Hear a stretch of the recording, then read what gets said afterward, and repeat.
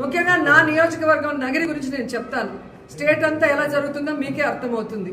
ఎందుకంటే ఈ రోజు నగరి నియోజకవర్గంలో నిన్నటి వరకు రైతులకు కావాల్సిన యూరియా ఇవ్వకుండా దాన్ని బ్లాక్ మార్కెట్లో అమ్ముకుంటే రైతులు విధిలేని పరిస్థితుల్లో తమిళనాడుకు వెళ్ళి కనకమ్మ సత్రంలో, అలాగే పల్లిపట్టులో, తిరుత్తనిలో, ఎన్ఎన్ కండ్రిగలో, పొద్దుటూరులో ఈరోజు వెళ్ళి ఎక్కువ డబ్బుకి మరి ఈరోజు కొనుక్కొని ట్రాన్స్పోర్ట్ ఛార్జెస్ మళ్ళీ కూడా దాని మీద భారీగా వేస్తే ఈరోజు రైతన్నలు వెన్నెముక విరిగిపోయే విధంగా, అంటే ఈ వెన్నుపోటు రాజకీయాలు చేసే చంద్రబాబు నాయుడు ఆఖరికి మామతో పాటు రైతులను కూడా ఎలా వెన్నుపోటు పొడిచారో ఒకసారి చూసుకోండి.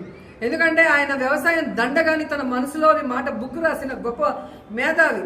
అలాంటి వాడిని నమ్మినందుకు ఈరోజు రైతన్నల జీవితాలు సర్వనాశనం చేశారనేది మీరు అర్థం చేసుకోవాలి. ఎందుకంటే యూరియా ఒక్కటే కాదు, చంద్రబాబు నాయుడు, పవన్ కళ్యాణ్ అధికారంలోకి వచ్చాక ఈరోజు రైతులకు ఇవ్వాల్సిన రైతు భరోసా లేదు, పంటల బీమా లేదు, అలాగే ఈ క్రాప్ లేదు, అలాగే రైతులకి పండించిన పంటకి గిట్టుబాటు ధర లేదు, మిర్చికి లేదు, పొగాకు లేదు, ఉల్లికి లేదు, చీనీకి లేదు, మామిడికి లేదు, వరికి లేదు. మరి ఎందుకు ఈ ప్రభుత్వం? దేనికి వీళ్ళకి పదవులు? చేతగానితనం ఉన్న వీళ్ళకి ప్రభుత్వం నడిపించడం చేత కాకపోతే దిగిపోవచ్చు కదా.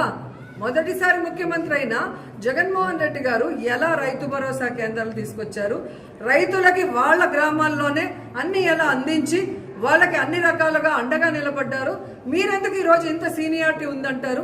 4 సార్లు ముఖ్యమంత్రి అయిన మీకు ఎందుకు రైతుల్ని కాపాడుకోలేకపోతున్నారు? రైతు సమస్యలు ఎందుకు తీర్చలేకపోతున్నారని అడుగుతున్నారు.